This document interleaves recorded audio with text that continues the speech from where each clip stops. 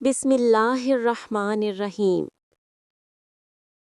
ناظرین محترم، آج ہم آپ کے سامنے ایک ایسے واقعے کا تذکرہ لے کر حاضر ہوئے ہیں جو ایمان، قربانی، صبر اور اللہ پر مکمل بھروسہ رکھنے کی سب سے اعلیٰ مثال ہے۔ یہ واقعہ ہے اسماعیل حضرت ہاجرہ رضی اللہ عنہا کا، وہ عظیم خاتون جن کی ثابت قدمی اور اللہ پر توکل نے آج تک دنیا کو رہنمائی عطا کی ہے۔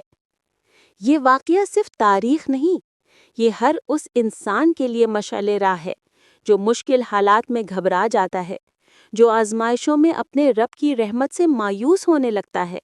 آئیے ہم اس نورانی اور ایمان افروز کیفیت میں قدم رکھتے ہیں، جہاں ایک ماں کی آنکھوں میں آنسو تو تھے، لیکن دل میں بھروسہ اور زبان پر صرف اللہ کا نام تھا۔ اللہ کا حکم اور خلیل اللہ کا امتحان۔ زمانہ قدیم میں جب مکہ ایک ویران وادی تھی، نہ کوئی گھر، نہ کوئی آدمی، نہ پانی کا ذرہ، اسی بے آب و گیا سرزمین میں اللہ تعالیٰ نے حضرت ابراہیم علیہ السلام کو حکم دیا کہ اپنی زوجہ حضرت ہاجرہ اور نومولود بیٹے حضرت اسماعیل علیہ السلام کو چھوڑ کر واپس چلے جائیں۔ یہ وہ حکم تھا جسے کوئی عام انسان نہ سمجھ سکتا تھا، نہ برداشت کر سکتا تھا، مگر حضرت ابراہیم علیہ السلام اللہ کے دوست تھے، اور دوست کا وعدہ کبھی کمزور نہیں ہوتا۔ وہ اپنی زوجہ اور بچے کو ساتھ لے کر اس مقام پر آئے جہاں آج بیت اللہ کھڑا ہے، لیکن اس وقت وہ مقام محض ایک سناٹا تھا۔ حضرت ہاجرہ رضی اللہ عنہا حیرت سے اپنی شوہر کو دیکھتی رہیں۔ آخر کیوں وہ یہاں ٹھہرے ہیں؟ انہوں نے دیکھا کہ ابراہیم علیہ السلام واپس پلٹ رہے ہیں۔ وہ جلدی سے آگے بڑھیں اور کہا، اے ابراہیم، ہمیں اس بیابان میں چھوڑ کر کہاں جا رہے ہیں؟ لیکن ابراہیم علیہ السلام خاموش رہے۔ وہ جانتے تھے کہ یہ اللہ کا حکم ہے، اور ایک نبی اللہ کا حکم نہیں توڑ سکتا۔ حضرت ہاجرہ نے دوبارہ پوچھا، مگر جواب وہی خاموشی۔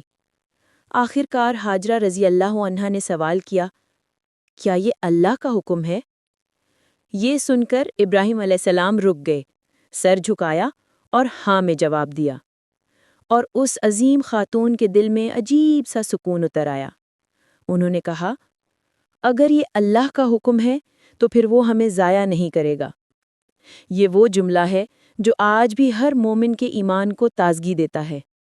ماں کی آزمائش کی ابتدا۔ ابراہیم علیہ السلام رخصت ہو گئے۔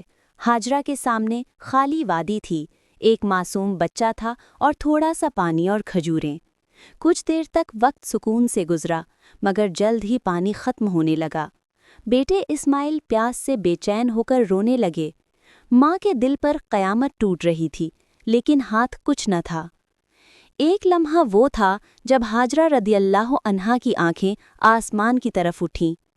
یا اللہ، تو دیکھ رہا ہے، تو اپنے بندوں کو تنہا نہیں چھوڑتا۔ بیٹے کی تڑپ دیکھ کر وہ بے چین ہو گئیں اور پانی کی تلاش میں دوڑ پڑیں۔ قریبی پہاڑی صفا پر چڑھیں، دائیں بائیں نگاہ دوڑائی، مگر کچھ نہ دکھائی دیا۔ وہاں سے اتر کر دوسری پہاڑی مروہ کی طرف بھاگیں، شاید وہاں زندگی کی کوئی جھلک نظر آ جائے، مگر وہاں بھی ویرانی تھی۔ ایک ماں کی کوشش یہاں رکتی نہیں، وہ پھر صفا کی طرف پلٹیں، پھر مروہ کی طرف دوڑیں۔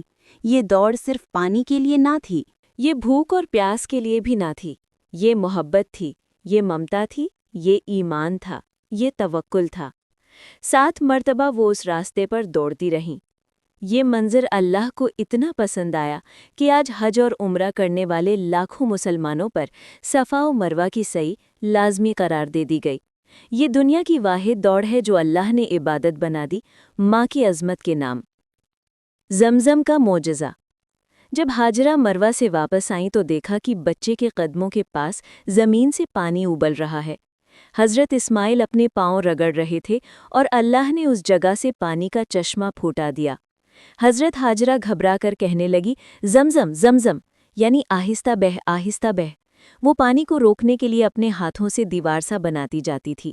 وہ اپنے بیٹے اسماعیل کو دیکھا تو سینہ شکر سے بھر گیا اور اللہ کے حضور ہاتھ اٹھا دیے، اے رب، میں نے اپنی اولاد کو تیری حرمت والی وادی میں چھوڑا تھا۔ اے اللہ، ان کے دلوں کو اپنی طرف جھکا دے ان کو رزق عطا فرما اور ان کو نمازیوں میں شامل فرما۔ یہ دعا آج بھی مکہ کی بنیاد ہے۔ ایک ماں کی عظمت۔ وقت گزرتا رہا، اسماعیل جوان ہونے لگے۔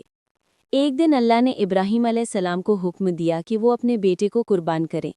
یہ آزمائش بھی اس گھرانے کے لیے تھی جسے اللہ نے بڑا مرتبہ دینے کا فیصلہ کیا تھا۔ ابراہیم علیہ السلام نے بیٹے کو بتایا۔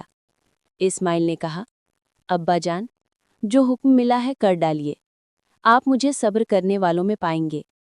یہ وہی صبر تھا جو انہوں نے اپنی ماں سے سیکھا تھا۔ مگر قربانی کا اصل درد اس ماں کے دل میں تھا جس نے اس بچے کو تنہائی میں پالا تھا، پیاس میں سینے سے لگایا تھا، دعاؤں میں جگایا تھا۔ لیکن جب اللہ کا حکم آیا تو ہاجرہ نے صبر کا دامن نہ چھوڑا۔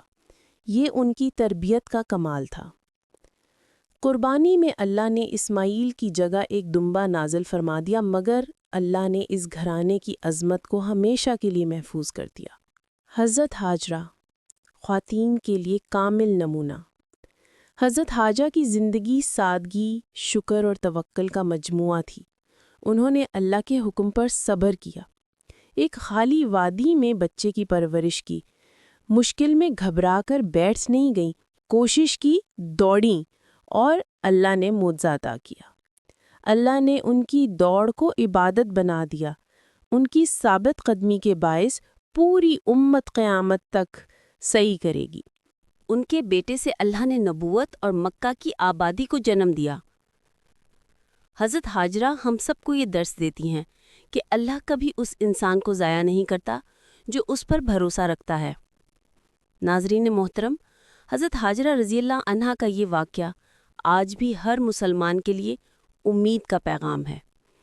اگر زندگی میں مشکلات آئیں، پانی ختم ہو جائے، راستے بند ہو جائیں، امیدیں ٹوٹ جائیں، تو بس ہاجرہ کی طرح ایک قدم اٹھائیں، اللہ کی طرف بڑھیں، صحیح کریں، اللہ کی رحمتیں خود آپ کی طرف دوڑ کر آئیں گی۔ ان کا صبر، ان کی کوشش، ان کا توکل، سب ایک پیغام دیتا ہے، اللہ پر یقین رکھو، وہ کبھی تنہا نہیں چھوڑتا۔ اللہ ہمیں بھی ایسی ثابت قدمی عطا فرمائے، آمین۔